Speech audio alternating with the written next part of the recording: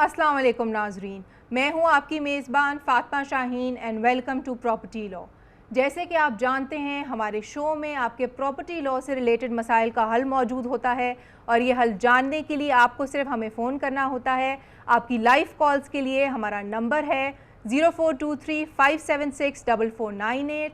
एक दफ़ा फिर रिपीट कर देती हूँ, हमारा नंबर है 0423-576-4498। हमारे आज के शो का टॉपिक जो है वो रजिस्ट्रेशन लॉज हैं, यानी कि कानून इंदराज है। और इस टॉपिक पे डिस्कशन करने के लिए हमारे साथ स्टूडियो पे मौजूद हैं मिस्टर वकार हंजरा, जो कि एडवोकेट हाई कोर्ट हैं। अस्सलाम वालेकुम एंड वेलकम टू। सबसे पहले तो आप नाजरीन को बताएं कि किसी भी सिस्टम में, पाकिस्तान हो या कोई और मुल्क हो, क्या ज़रूरत पेश आती है कि आप जाएँ और अपना डॉक्यूमेंट जो है उसका इंदराज कराएँ स्टेट के साथ? ये इस वजह से होता है। बिस्मिल्लाहिर्रहमानिर्रहीम। सबसे पहले तो मैं यही कहूँगा कि रजिस्ट्रेशन की ज़रूरी इस वजह से है कि मुल्क के अंदर उसका स्टेट का एक रिकॉर्ड हो। फॉल्स फ्रिवलेस लिटिगेशन से बचने के लिए जो डॉक्यूमेंट बनाते हैं, जैसे एग्रीमेंट टू सेल, रजिस्ट्रेशन उसकी ज़रूरी नहीं है, तो उसका जो है सबसे ज़्यादा फ्रिवलेस बनाते हैं, फॉल्स बनाते हैं, तो रजिस्ट्रेशन इस वजह से ज़रूरी होती है। तो इसका फ़ायदा बेसिकली ये होता है कि आप बताएं फ़ायदा क्या होता है? फ़ायदा इसका यही होता है कि उसका एक रिकॉर्ड होता है, रिकॉर्ड मेंटेन रखना होता है स्टेट ने, तो उसके बाद जो है बार बार जो है वो ज़मीन जो है बेची नहीं जा सकती। ठीक है, तो एक तरह से आप भी कहना चाह रहे हैं ताकि एक दफ़ा प्रॉपर्टी का अंदराज हो जाए तो for all times to come वो वैसे का वैसे रहेगा और उसके ऊपर कोई मैनिपुलेशन नहीं हो सकती, हेराफेरी नहीं हो सकती। हेरा फेरा नहीं हो सकती। ठीक है। और अब क्या होता है अगर आप डॉक्यूमेंट का, प्रॉपर्टी का अंदराज ना कराएं, या जिनके बारे में कानून कहता है, जिनके बारे में भी हम बताएंगे नाजरीन को कि XYZ डॉक्यूमेंट्स का अंदराज होना कानून में लाजमी, और आप उनका ना कराएं, तो जनरली इसका क्या इफेक्ट होता है? इसका इफेक्ट जो है सेक्शन 49 रजिस्ट्रेशन एक्ट है वो बताता है कि वो एडमिसिबल इन एविडेंस नहीं है। इसका मतलब क्या है? वो शहादत के तौर पे पेश नहीं किए जा सकते डॉक्यूमेंट।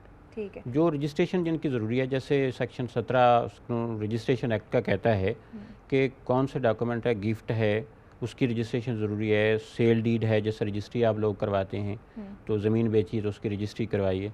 उसके बाद लीज़ है 1 साल से ज़्यादा है तो उसकी रजिस्ट्री जो है वो ज़रूरी, वो रजिस्टर्ड करवाना ज़रूरी है। अब ये अगर नहीं करवाया तो उसका इफेक्ट जो है 49 बता रहा है कि उसका जो है एडमिसिबल इन एविडेंस नहीं है, कोर्ट के अंदर वो बतौर शहादत आप नहीं पेश कर सकते। ठीक है, लेकिन अगर हम ये कहते हैं कि एडमिसिबल इन एविडेंस नहीं, यानी कि बतौर शहादत हम अदालत में पेश नहीं कर सकते, क्या पार्टी जिस पे लाजिम था कि वो जाके प्रॉपर्टी का अंदराज कराती और वो नहीं कराती, क्या वो उसकी बेसिस पे रिलाई कर सकती है एक अनरजिस्टर्ड डॉक्यूमेंट की बेसिस पे? कल को जाके कोई प्रॉपर्टी में अगर डिस्प्यूट राइज होता है तो वो उसकी बेसिस पे जाके टाइटल क्लेम कर ले? डॉक्यूमेंट जो है उस पर कोई नहीं कर सकता, उस पर नहीं कर क्लेम नहीं कर सकता। तो आप यही नाज़रीन को एडवाइस करेंगे कि वो हर सूरत में रजिस्टर्ड करवाएं, क्योंकि अनरजिस्टर्ड डॉक्यूमेंट की कोई वैल्यू ही नहीं है, वो सिवाय स्टाम्प पेपर के उसकी कोई हैसियत नहीं है।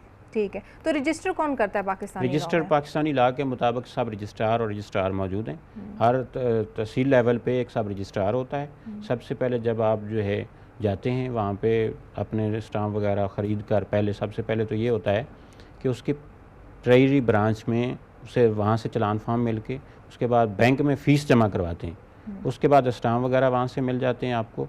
उसके बाद जो है आप उसके ऊपर जो भी तहरीर लिखना चाहें वो लिख के, बैनामा या जो भी आपका होगा, उसके बाद उसको सब रजिस्ट्रार के पास पेश करते हैं। वो 4 माह के अंदर अंदर करना उसका ज़रूरी होता है। 4 माह कब से रन करता है? तो जब से आपने स्टाम्प खरीदे उसके ऊपर डेट जो है वो डली, उसके बाद जो है 4 माह के अंदर अंदर आपने पेश करना है। उसके बाद होगा तो वो एक्सपायर हो जाएगा। उसके बाद आप रजिस्टर करा ही नहीं सकते अगर आपने 4 माह। रजिस्ट्रार उसका यही है कि उसका फर्दर अगर ये है कि एक्सीडेंटल हो या और प्रॉब्लम हो तो फिर वो 4 माह और एक्सटेंड कर दिए जाते हैं, ज़्यादा से ज़्यादा 8 माह हो सकते हैं। लेकिन रेकमेंडेड जो लॉ में है वो 4 माह के अंदर अंदर? जी 4 माह के अंदर। लेकिन वो अगर एक्सीडेंटल है, अगर नहीं पहुंच सकता तो उसका वो फाइन इम्पोज होगा, वो 10 टाइम होता है। लेकिन रजिस्टर फिर भी हो हाँ, क्योंकि ये तो बड़ा ज़रूरी है। आप किसी को इस बेसिस पे तो नहीं पेनलाइज कर सकते। तो उसको थोड़ी देर से ख्याल है रजिस्टर। लेकिन ये इस वजह से रखा गया है कि ताकि विजिलेंट रहें लोग और उनको कोई प्रॉब्लम वो बाद में ये नहीं है कि अपना हक लेने के लिए सोए रहें। जो कि बात सही है, मैं समझती हूँ, बिकॉज लिमिटेशन एक्ट भी का भी यही पर्पज़ है हमारे कानून में कि एक टाइम के अंदर अंदर जो है विजिलेंट रहें लोग। बिल्कुल लोग विजिलेंट रहें। अच्छा, बुक्स का हवाला देता है रजिस्ट्रेशन एक्ट 1908, ठीक है, वही लॉ है जो इस एरिया को रेगुलेट करता है। तो बुक्स क्या होती हैं, बुक्स की क्या अहमियत होती है सारे रजिस्ट्रेशन के प्रोसेस? ये बुक्स जो है सेक्शन 51 है रजिस्ट्रेशन एक्ट का, उसमें 5 बुक्स का जिक्र है। सब रजिस्ट्रार हो या रजिस्ट्रार हो उसके आपस में ये 5 बुक्स होती हैं। तो उसमें जो है वो अंदराज होता है। जैसे एक सेक्शन 17 है, 18 है, इसके तहत जो भी रजिस्टर्ड डॉक्यूमेंट कंपलसरी हैं या ऑप्शनल है, जिनका अंदराज करना है, जो बुक नंबर 1 है, रजिस्टर नंबर 1 है, उसमें उसका इंटर करना होता है, अंदराज करना होता है।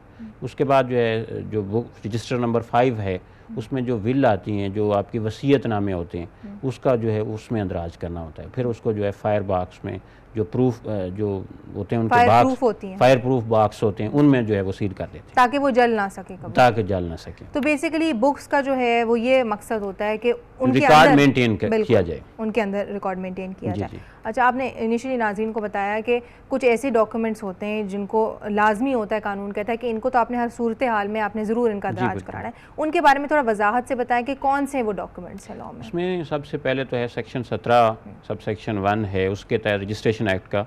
उसमें गिफ्ट जो है एक पैसे का भी हो, जिसको आप हिबा कहते हैं उर्दू में, किसी को प्रॉपर्टी बगैर मुआवजे के दे देना, ये हिबा कहलाता है।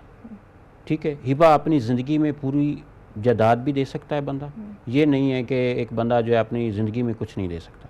हिबा जो है वो अपनी ज़िंदगी में सारी प्रॉपर्टी अपनी औलाद को दे जाए। अब थर्ड ब्रेक का वक्त हो रहा है, आपका जवाब लूँगी।